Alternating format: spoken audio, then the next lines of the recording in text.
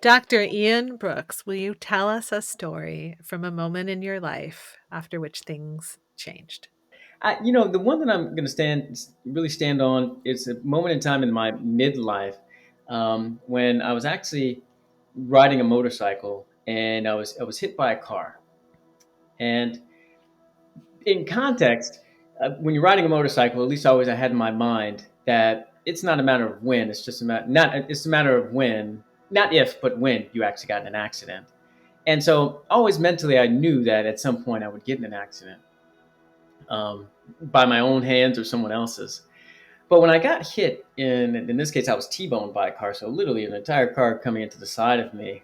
Um, I immediately, after I got hit and all things transpired, I was riding in the ambulance. I recognized that I have an opportunity here to really take hold of stock in my own life. Right? No better place than that, being in an ambulance and not knowing what's going to happen. And while I felt good, and mentally, obviously, body wise, was a little banged up to say the least. But it also provided me opportunities like at that moment, riding in the ambulance. And I don't know how long it took us to get to the hospital and get to the ER, but I knew riding there. I thought to myself, I'm getting on this motorcycle again. Paint me a picture of that day. Where were you headed? So actually, I was leaving, and I'll never forget it. It was actually Obama's second. Um, um, um, it was November 7th. I think it was November 7th when it was when Obama was going to be elected president again, and that was balloting day. And I was leaving work. It was around 4 o'clock, and I was I was driving home, and I only lived a mile away from where I worked. And I was driving in downtown Los Angeles, and there was a lot of traffic, as you might imagine, because people are going to different polling places, aside from just the regular traffic of individuals going home in general. And I was driving in my lane, and in California you can split lanes, but I was driving in my lane. And again, downtown you can't go but so fast anyway.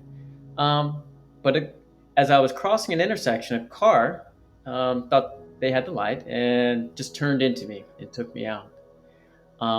And I immediately hopped up from that motorcycle and on the other side and just started running. I was like, just move. I don't, whether I was running, walking, it didn't really matter. Um, but just move, just to get away from the car, just so I didn't get run over, and etc. And I sat down on the curb, and I was obviously Good Samaritans stopped, and they couldn't go anywhere anyway from a traffic standpoint because the motorcycle was totaled, and here I was on the side, and I thought it was fine, right? Because I was like, oh, if I get in an accident, my family and friends don't want me to ride again anyway. They think it's dangerous. You're going to kill yourself, and here's an example. And so I was remember sitting on there. I'm fine. Just let me breathe, and so forth. And then, obviously, that's what we tell ourselves, right? Again, getting into this mental and just that physical side, right? I started just feeling good.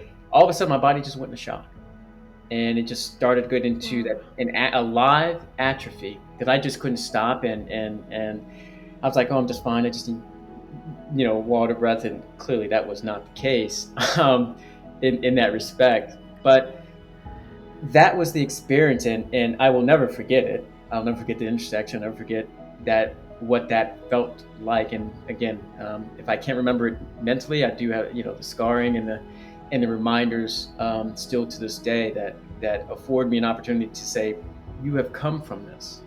Mhm. You can come through something else, Mhm. and both physically and mentally. And as we think about change, never losing sight of that it can be hard, and it will be hard. In some ways, should be hard, but something that I won't soon forget. Did you get back on a motorcycle?